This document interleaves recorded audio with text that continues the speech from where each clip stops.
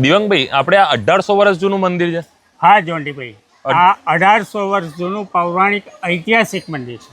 મિત્રો, આખા ગુજરાતમાં એકમાત્ર એવું ચમત્કારી મંદિર જ્યાં નાવા માત્રથી તમારા ચર્મરોગ એટલે કે ચામડીના રોગો દૂર થઈ જાય. જી હા મિત્રો, આજે આપણે આવ્યા છે કપિલેશ્વર મહાદેવ, જે નડિયાદની બાજુમાં 5 કિલોમીટર અંતર કાપીને આવીએ ને તો પીચ ગામની અંદર આવેલું છે.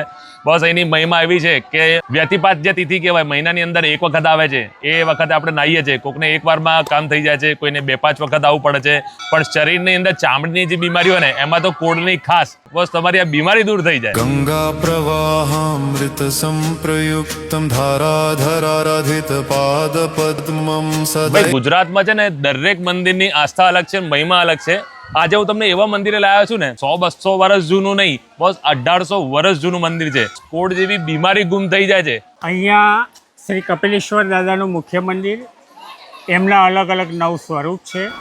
9 સ્વરૂપમાં 3 સ્વરૂપ એમના આપણે જે 12 જ્યોતિર્લિંગ કહેવાય એમાંના 3 સ્વરૂપ છે, વત્તા કુબેર ભંડારી સ્વરૂપ છે અને ખાસ કાલ ભૈરવ દાદાનું સ્વરૂપ છે. કોઈ પણ સંસદ સભ્ય હોય કે ધારાસભ્ય હોય તો પણ પોતાનું ફોર્મ ભરવા જાય ચૂંટણીનું, તે અહીંયા પહેલાં આવે છે અને પ્રભુની પૂજા પણ કરે છે અને પૂજા અર્ચના કરે છે અને આશીર્વાદ લઈને જ નીકળે છે. આશીર્વાદ લઈને જ નીકળે છે. એટલે સમજ્યા મિત્રો, તમારા મનમાં કોઈ પણ મનોકામના પણ હોય ને, તમારી પૂર્ણ ના થતી હોય ને, ખાલી મનમાં વિચારી લેજો, બસ અહીંયા આવવું પડશે. ભાઈ, જેવી ભોલેનાથની અહીં મહિમા અપરંપાર છે ને, એવી રીતે હનુમાનજીની પણ મહિમા અપરંપાર છે અને અહીંની મૂર્તિની આસ્થા પણ નિરાલી છે.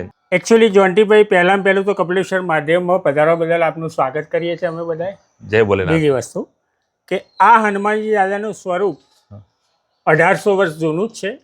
આ મંદિરની પ્રસિદ્ધિ થઈ ત્યારથી જ છે. બીજું કે આ હનુમાનજી દાદાના ડાબા ખભામાંથી અવિરત તેલ આવ્યા કરે છે. અવિરત 1800 વર્ષથી અવિરત તેલ આવ્યા કરે છે. એટલે આપણે આખું આ સેક્શન બનાવીને આપણે અહીંયા તેલનો ડબ્બો પણ મૂકેલો છે.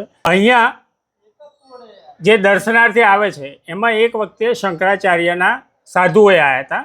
એમણે પણ દર્શન કર્યા અને એમણે અમને એવું કહેલું કે આવું એક સ્વરૂપ કાશીમાં